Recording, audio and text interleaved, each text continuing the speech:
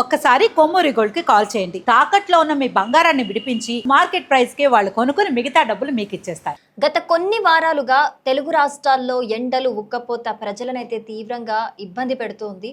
So అక్కడక్కడ చిరుజల్లులు పడినా కూడా విస్తారంగా వర్షాలు మాత్రం కురవట్లేదని చెప్పాలి.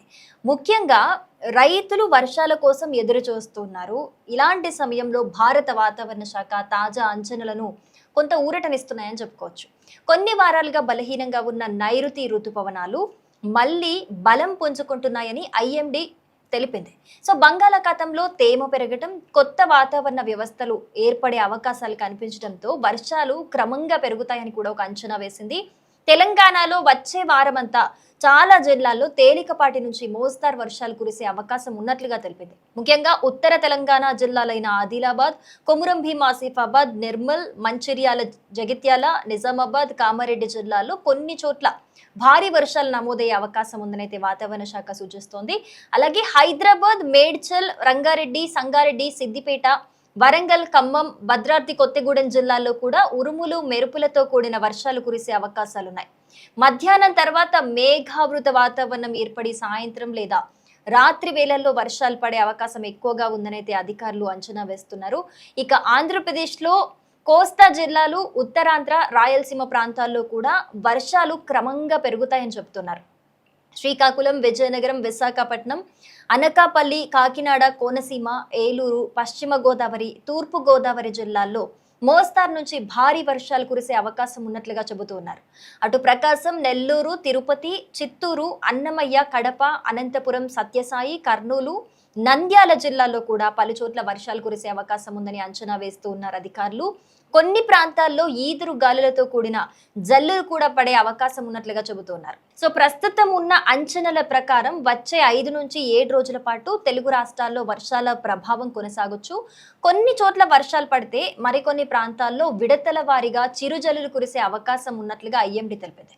సో బంగాళాఖాతంలో మరో అల్పపీడనం ఏర్పడితే వర్షాల తీవ్రత కూడా మరింతగా పెరిగే అవకాశాన్ని కూడా వాతావరణ నిపుణులు సూచిస్తున్నారు. ఈ వర్షాలు ఖరీఫ్ పంటలకు ఎంతో ఉపయోగపడనున్నట్టుగా తెలుస్తోంది. సో వరి, పత్తి, మొక్కజొన్న, సోయాబీన్, మిర్చి వంటి పంటలకు నేలలో తేమ పెరిగిన సాగు పనులు వేగం పుంజుకునే అవకాశం ఉంటుంది. సో ఇప్పటికే వర్షాల కోసం ఎదురు చూస్తున్న రైతులకు ఇదొక శుభవార్తగా మనం చెప్పుకోవచ్చు.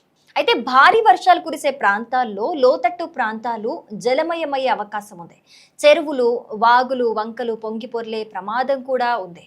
అందుకే ప్రజలందరూ కూడా అవసరం లేకుండా వరద నీటిలోకి వెళ్ళకూడదని, స్థానిక అధికారుల సూచనలన్నీ కూడా తప్పనిసరిగా పాటించాలని కూడా వాతావరణ శాఖ హెచ్చరికలు జారీ చేస్తున్నట్లుగా తెలుస్తోంది. సో మొత్తానికి ఎండలతో అల్లాడుతున్న తెలుగు రాష్ట్రాలకైతే నైరుతి ఋతుపవనాలు ఊరటనివ్వనున్నాయి.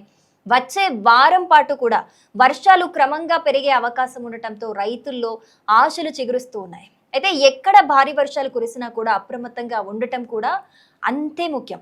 సో వాతావరణ శాఖ విడుదల చేసే తాజా హెచ్చరికలను ఎప్పటికప్పుడు గమనిస్తూ తగిన జాగ్రత్తలు తీసుకోవటం అనేది చాలా మంచిది. ఎందుకంటే మొన్నటి వరకు ఎల్నినో ఎఫెక్ట్ కారణంగా కూడా ఈసారి ఎండల తీవ్రత ఎక్కువగా ఉండింది, ఉక్కపోత కూడా ఎక్కువగా ఉంది. సో ఎల్నినో కారణంగా వర్షాలు కూడా అనుకున్న స్థాయిలో పడే అవకాశం లేదని కూడా అప్పుడు ఎల్నినోకి సంబంధించి కూడా నిపుణులు చెప్పిన పరిస్థితి. కానీ ఇప్పుడు ఋతుపవనాలు మళ్ళీ దేశవ్యాప్తంగా కూడా యాక్టివ్ అవ్వటం వల్ల వర్షాలు ఎల్నినో ప్రభావం తగ్గి వర్షాలు ఎఫెక్టివ్గా పడే అవకాశం ఉంది.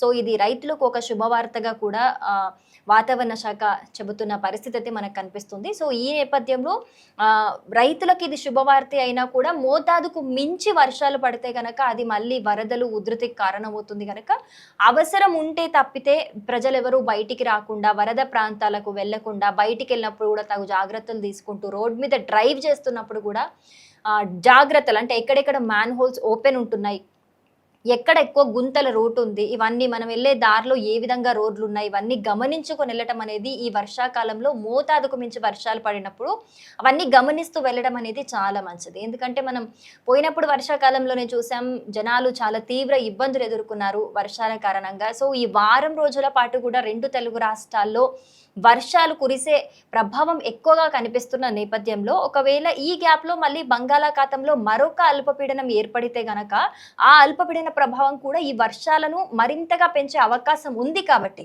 ప్రజలందరూ కూడా ఎప్పటికప్పుడు వర్షం ఎప్పుడు పడుతుంది అనేది అప్డేట్స్ తీసుకుంటూ ఈ వారం రోజులు కూడా తగిన జాగ్రత్తలు తీసుకోవాల్సిందిగా కూడా అధికారులు సూచిస్తున్నారు.